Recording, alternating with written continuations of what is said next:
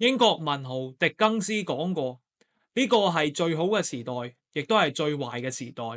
呢句話嚟形容川普嘅第二任期，真係非常之恰當。4月30日，川普正式度過咗佢嘅第二任期嘅第100日。歡迎嚟到不左不右。而家我就嚟評解下川普以及佢嘅政府喺呢100日嘅表現。呢一集我哋先嚟睇一睇川普政府內部主要官員嘅表現。我會用 A、B、C、D、F 俾部長級別嘅官員嚟評分。雖然話係比較主觀，但係亦都係確實可以比較快速咁樣總結呢個人嘅表現嘅。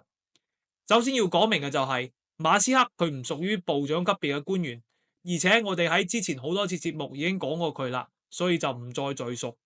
另外，川普內閣嘅智囊團成員，例如 Stephen Miller、Peter Navarro， 甚至係 Tom Homan 等人呢，佢哋都唔參與呢一次評分。但係唯一一個例外就係前國家顧問 Mike Waltz。Mike Waltz 作為唯一一位喺就職100日之後就俾人撤換嘅官員呢，自然係應該講一講嘅。Mike Waltz 係之前佛羅里達州嘅國會議員，而呢一次佢俾撤換嘅主要原因呢，自然就係 Signalgate。Signalgate 相信好多人都好熟悉啦，其實就係 Waltz 嘅副手錯誤咁樣將大西洋月刊嘅主編 Jeffrey Goldberg 拉到咗一個針對也門胡塞武裝嘅軍事行動嘅群入邊嘅，然後呢件事就發酵得非常之厲害㗎。總嘅嚟講咧，呢件事確實係川普政府自己做得唔啱，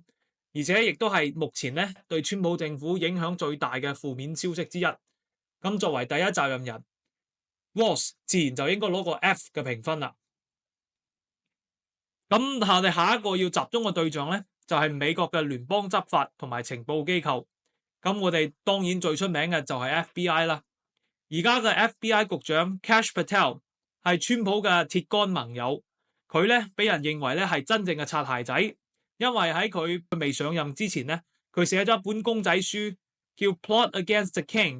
用漫畫嘅方式咧嚟表示咧民主黨咧喺度合謀咁去迫害緊川普嘅。咁咧佢仲認為咧過去嘅 FBI 咧過於政治化，一直喺度打擊川普同埋佢嘅盟友，所以咧佢要清理深層政府。咁喺佢上任之後咧 ，Kash Patel 咧就炒咗好多 FBI 嘅特工，並且咧就將一部分嘅特工咧從華盛頓咧就轉移到咗其他嘅辦公室嘅。另外咧有傳聞講佢對部分嘅特工咧進行咗測謊測試嘅，可以睇出嚟咧佢確實咧喺度忠實咁執行緊川普嘅要求啦，對 FBI 嘅內部咧進行清洗啦，確保 FBI 咧對川普係忠誠嘅。從另外一個方面嚟講咧，Patel 表示咧，佢會推動公佈關於甘迺迪刺殺案、馬丁路德金刺殺案等嘅機密文件。但係到目前嚟睇 ，Patel 本人對呢啲文件嘅解密咧並冇直接作用。而喺3月份解密嘅甘迺迪刺殺案嘅部分文件咧，亦都係由國家檔案局嚟主導嘅。所以咧，我會俾 Patel 一個 C 嘅評分，主要都係因為咧 FBI 喺呢幾個月咧，冇喺佢嘅本質工作上面咧揾到咩重大嘅突破或者係成績嘅。咁如果佢有咩好消息嘅話咧，呢個評分咧可以改成 B。同樣道理，所以同樣擔任情報工作嘅 CIA 局長 John Ratcliffe 以及擔任美國國家情報總監嘅 Tulsi Gabbard 咧，佢哋應該都係攞個 C 嘅啫。咁咧有俗話講咧，好馬咧要配好嘅馬鞍。美國係追求法治嘅。咁所以就算係情報或者係執法官員做得幾出色都好啦，如果冇辦法去起訴呢啲犯罪嘅人咧，等佢哋接受法律嘅制裁咧，咁都係乜嘢都冇用啦。所以司法部長 Pam Bondi 嘅角色咧就係非常之重要啦。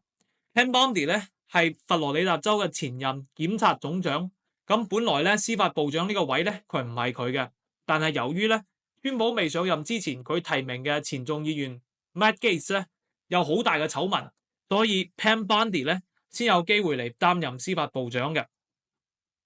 Pam Bondi 咧頻繁上咗各種各樣嘅電視節目咧，以及舉行自己嘅新聞發佈會咧，係賺足咗眼球嘅。佢嘅作風咧係非常之強硬嘅，特別咧係而家政府特別關注嘅非法移民，以及同佢相關嘅毒品泛濫問題。咁咧佢同邊境沙皇 Tom Homan 咧合作係非常之頻繁嘅。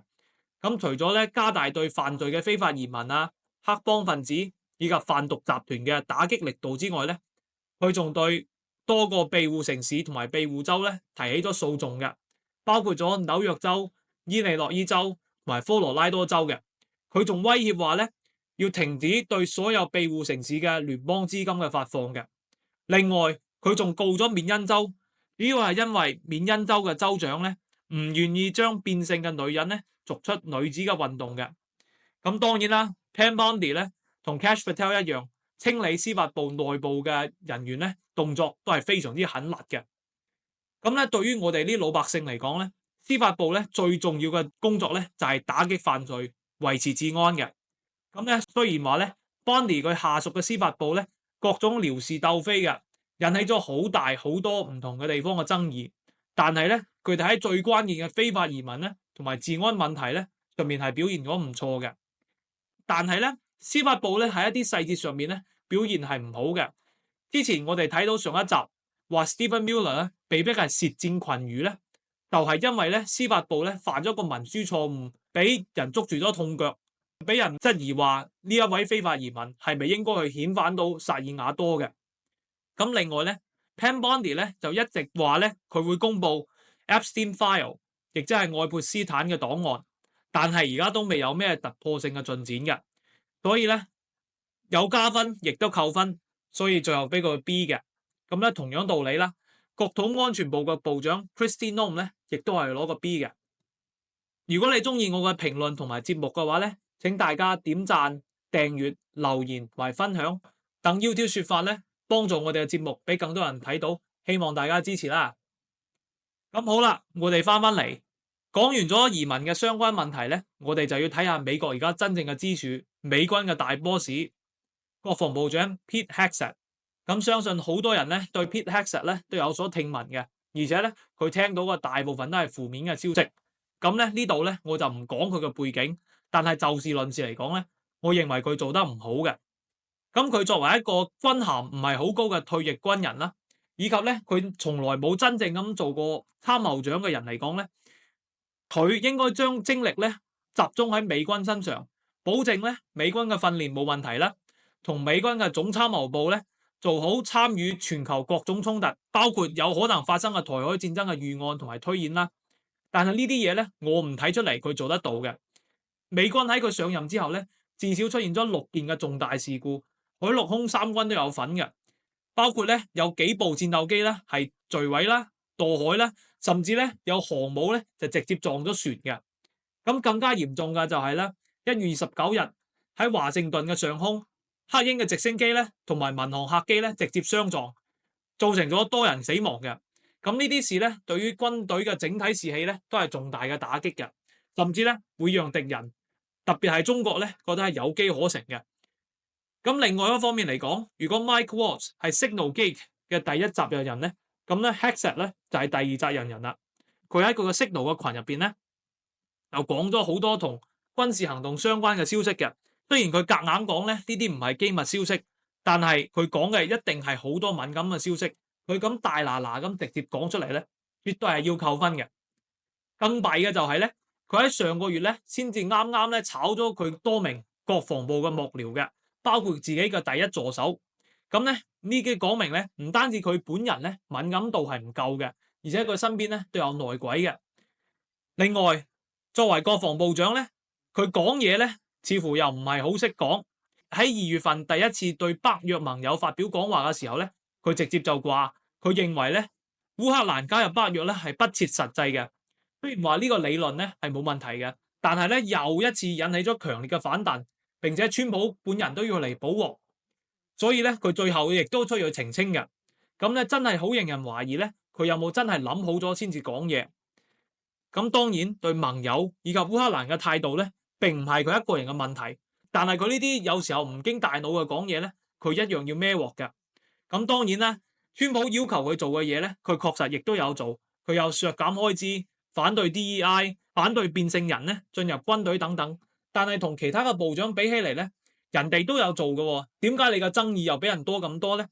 咁咧就顯得佢咧係缺乏經驗、心浮氣躁，做嘢咧就不顧後果嘅。而且佢有好多負面消息，所以咧我最多只能俾佢 D 啦。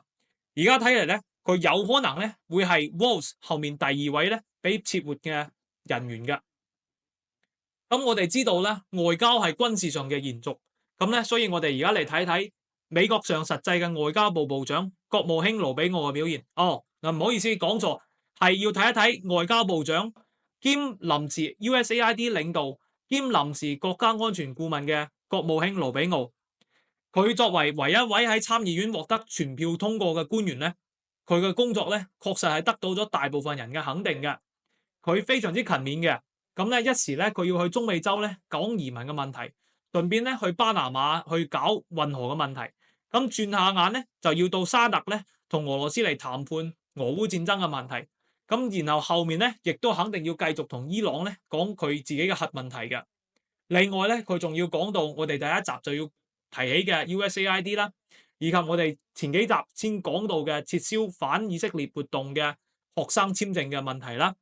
更加咧就唔好講咧，佢要同印太嘅盟友咧就共同合作咧嚟抑制中國，以及咧同中國嘅外交部長王毅咧通電話等等等等嘅。咁咧紐約時報咧稱佢為全能部長 Secretary of Everything 咧，確實咧亦都冇錯嘅。另外咧，佢雖然喺烏克蘭問題嘅立場咧，同 Pete Hegseth 咧係一致嘅，但係佢講嘢嘅語調語氣以及佢講嘢嘅時機咧，就合適好多嘅。咁咧，佢對中國咧就係極度強硬咧，就完全唔讓步嘅。所以咧就展示到佢呢個人咧明白應該咩時候嚟強硬，咩時候咧要嚟有靈活嘅手腕嘅。所以咧，我會俾盧比奧一個 A 嘅。咁最後咧，我哋嚟睇一睇川普政府上任100日以嚟最大嘅動作，亦即係喺經濟上面。咁我哋先嚟睇睇財政部長 Scott Bessent 咧做咗乜嘢啦。Scott Bessent 咧喺基金管理公司咧做咗好多年嘅高管嘅經驗咧，非常之豐富。所以咧，佢亦都係另外一位咧俾人質疑比較少嘅候選人之一嘅。上任之前咧 ，Bessent 咧就提出咗333嘅經濟計劃，到2028年咧將聯邦預算赤字咧減到 GDP 嘅3%，實現3%嘅 GDP 年增長啦，以及增加300萬桶嘅一日嘅國內石油產量。但係喺川普經濟學嘅影響，特別係關稅嘅影響下面咧 ，Scott Bessent 咧佢嘅回轉餘地咧係好少嘅。首先咧，先唔好講話川普最後暫停全面關稅90日，然後咧僅係對中國保留145%咧。係咪真正嘅大企啦？但係美國股市咧喺之前暴跌嘅，咁咧蒸發咗幾萬億嘅市值咧，就肯定唔係假嘅。咁樣可以睇到啦，好多人嘅財富啦，特別係佢哋嘅退休帳戶或者係401k啦，受到咗巨大嘅影響嘅。咁當然因為美國有美聯儲，佢嘅權力咧係冇咁大嘅，但係咧作為財政部長咧，佢亦都有一定嘅責任嘅。咁咧 Scott Bessent 咧整體上咧佢對美國嘅經濟嘅睇法咧都係非常之樂觀積極嘅，喺某一個方面咧亦都有穩定市場嘅一種體現嘅。咁而家美股咧亦都有一定嘅回升嘅。咁佢本人咧喺其他方面咧亦都係積極咁樣追隨咁川普嘅方針嘅，從配合 DOGE 對財政部嘅開支削減啦、削減人員啦，到簡化國稅局嘅運作啦，再到停止消費者金融保護局嘅運作啦。佢都有參與嘅，但係我哋都知道 Bessent 嘅挑戰咧仲喺前面嘅。佢而家咧係全面關稅談判嘅主導者，但係自從4月9號咧，川普暫停咗關稅之後咧，時間咧已經過去咗超過1個月啦。但係美國咧到而家為止咧，只係同英國咧暫時達成咗一份新嘅貿易協議嘅，並且同我哋上一集講到一樣，同中國談判將報復性嘅關稅咧暫停咗90日嘅。咁雖然話咧關稅協議嘅談判咧需要時間嘅，而且咧川普本人咧肯定係參與，等佢複雜化好多。但係咁樣嘅效率咧，依然會讓市場咧係非常之擔心嘅。究竟美國有冇辦法喺剩低嘅呢2個月同主要嘅國家達成貿易協議呢？另外，川普經濟學嘅其餘幾個方面，包括國內嘅大規模減稅啦、金融行業嘅監管要放鬆啦，以及大幅增加石油嘅生產咧。暫時嚟講咧，都未有見到好大嘅成效，所以咧，我而家對 Bessent 嘅評分咧係 C 嘅。但係如果佢喺關稅談判上面咧表現出色嘅話咧，咁咧佢嘅評分咧就立即可以升級到 A 噶啦。咁樣同樣道理啦，商務部長 Howard Lutnick 嘅表現咧，同樣亦都係攞個 C 嘅啫。咁由於時間有限啦，另外仲有好多部長級別嘅官員咧，我就唔一一列舉啦。如果大家有興趣嘅話咧，我會再做一期節目咧嚟俾呢啲人評分啦。咁啊，包括有衛生部長 Robert Kennedy Jr. 啦，交通部長 John Duffy 啦，教育部長 Linda McMahon 等等嘅。咁今日嘅節目時間咧就差唔多啦。下一期咧，我哋會俾川普同埋 JD Vance 嘅政策咧嚟做一個深入嘅評分嘅。如果你唔想錯過中立而且深入嘅分析嘅話，就記得點讚、訂閱、評論同埋分享啦。多謝，下次再會。